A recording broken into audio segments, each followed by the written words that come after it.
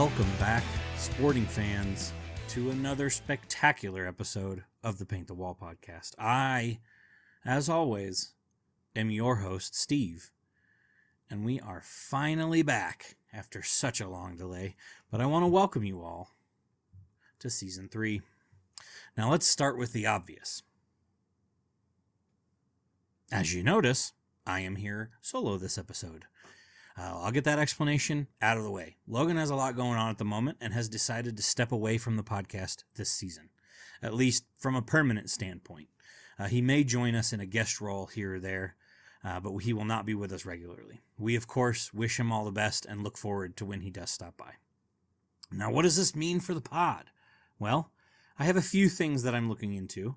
I have a few ideas as to which direction this might guide us, but for now, you're all just stuck with me. I do encourage you guys to reach out on our various social media sites, interact through there. It allows me to connect with you guys, gives us launching points for conversations in the future.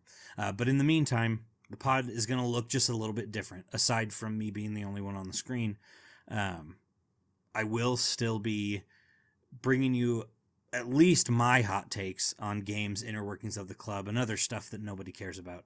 I will still be doing that at least. Which actually brings me swimmingly to this season. So far, we have had 6 games played now. Now, I originally recorded this episode last week, but the file was corrupt and wouldn't let me upload. So, sorry for yet another week delay. Now, if you count the Championship Cup, it's 6 games. Nobody wants to because we basically didn't even show up. So we're just going to say 4 games. 4 MLS games played this year. 2 1-2 losses. A 0-1 loss to Austin, which was a banger of a game. And then most recently last weekend, our 3-3 draw with Minnesota, which don't worry, we're going to get to that one. Let's back up to preseason a little bit because we haven't really talked about any of the new signings yet on this podcast. We did add Manu Garcia, Dejan Joveljic, Mason Toye, who we haven't really seen much of, Jansen Miller, who I definitely knew who that was before he got subbed into a game last week. I definitely didn't text anybody going, who the hell is Jansen Miller? Okay, that did happen. Logan informed me, reminded me that we signed him. I didn't remember it. Shapi Suleimanov, who we got in a dual deal with Manu Garcia from the same team. Kind of cool. Jacob Bartlett, who is my personal favorite. He was actually a homegrown signing, but still new to the club. And Andrew Brody, who I believe is still recovering from injury, if I remember correctly. I am probably missing somebody, but even at that, that's a lot of movement in one off season, especially for us because we don't really move players that often. This is good given the club's words after last season. They were saying the next 3 transfer windows will be busy. Bringing in 7 players that were not on the roster at the beginning of the season is a fantastic start to that. It definitely comes with its disadvantages, though, which I do think we have been seeing a little bit of, though it is starting to get better, I think. Without a doubt, we are definitely seeing a team that is still learning how to play together. They're still learning how to work as a team, where everybody's going to be at any given time. This is a crucial part of a rebuild, however, it's a difficult one at that, especially for us as fans, especially after how last season ended. And started, for that matter, us just wanting to win games and watch a winning product again. It's hard for us to watch the growing pains, but we have to just accept that it's going to happen, and that more importantly, it's not Peter's fault. Just leave it. Let it work itself out. It's going to be fine.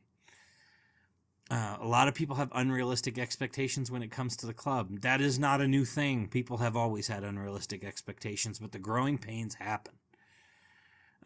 We're not going to sign 7 players and immediately be first in the power rankings. That's not how professional sports work. Unless, of course, you're the Chiefs, which I guess explains why this fan base is expecting it. But that is not this. That is a whole different monster. What I saw in these first few games, though, I think is improvement, which led up to our game against Minnesota and how that one ended. But again, we'll get to that. What I've been seeing is a lot of improvement and a lot of bad goalkeeping. Those are kind of themes that keep emerging. And bad defense, but that's always been our thing. Austin game, frankly, was a stinker for both teams. Austin got lucky on a corner kick with some bad defense, got a 1-0 victory. What are you going to do? It's an opener. We had a lot of opportunities to score. Couldn't slot it home. It's a bummer. It's an opener. Who cares? Move on. Then we got to the San Jose game. This game frustrated a whole lot of people. According to ESPN, we finished with 68% of the possession, which I'm sure you, like me, would have guessed would have been a lot closer to 75 because San Jose never touched that ball. This game included bad defense again and bad goalkeeping, which gave San Jose their 2 goals. We did manage to get one back on a Joveljic penalty in the 27th minute, but despite what felt like San Jose never even touching the ball again, they also got a red card in the 58th minute.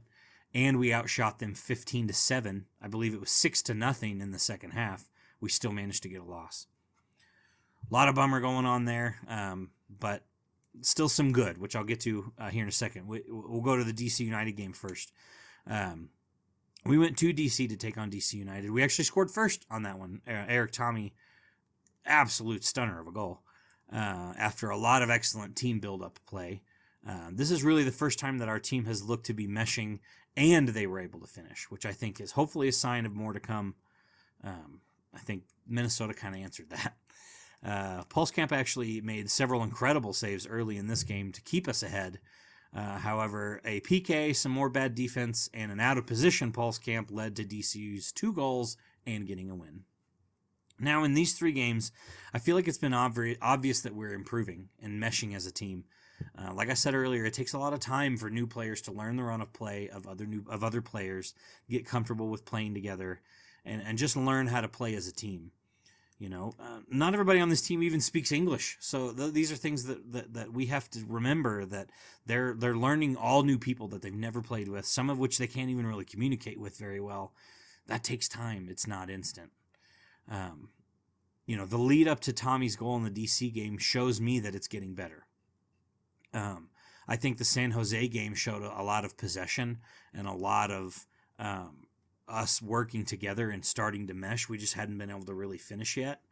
DC, we were able to get a goal with Eric Tommy's goal.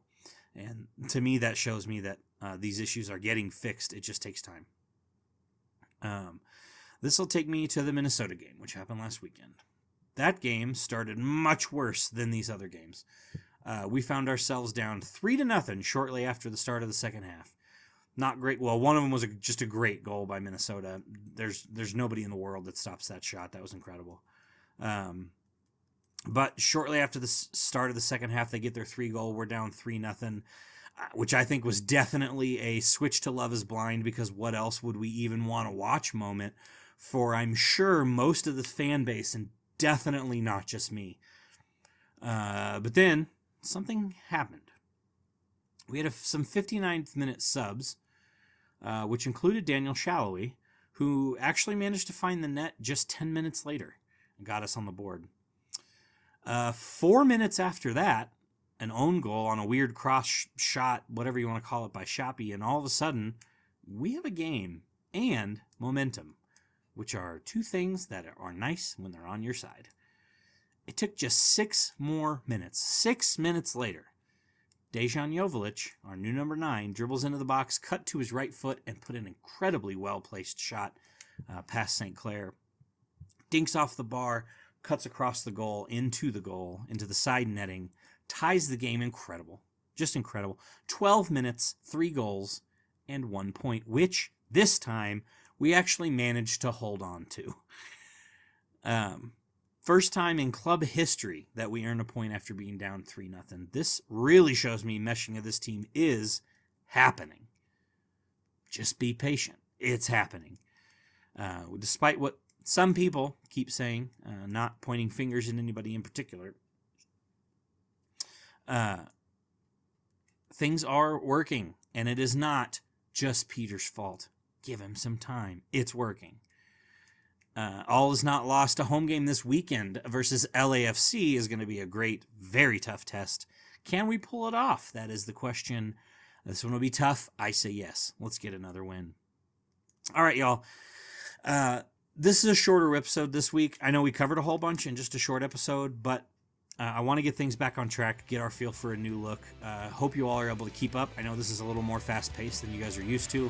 I tend to do it a little bit more fast-paced, just kind of more of a recap kind of thing. I encourage you all to check out our socials, spread some feedback there. Like I said, I have some ideas and stuff that's working. I don't know exactly the direction that'll end up going. We'll probably have some different co-hosts that join us at different times. Maybe one permanent one. Who knows? That's what I said. That's like I said. That's what I'm working on. So the episodes will probably draw out a little bit more in a good way. But I encourage you guys, check out our socials. They'll be at the end of this video. They're also down below in the description if you're on YouTube. I put them there on Spotify as well if you're listening there. But let me know what you want to talk about so we can keep this thing rolling and keep it going. Keep the fun rolling. Until next time, do something fun for anyone. See you all next time.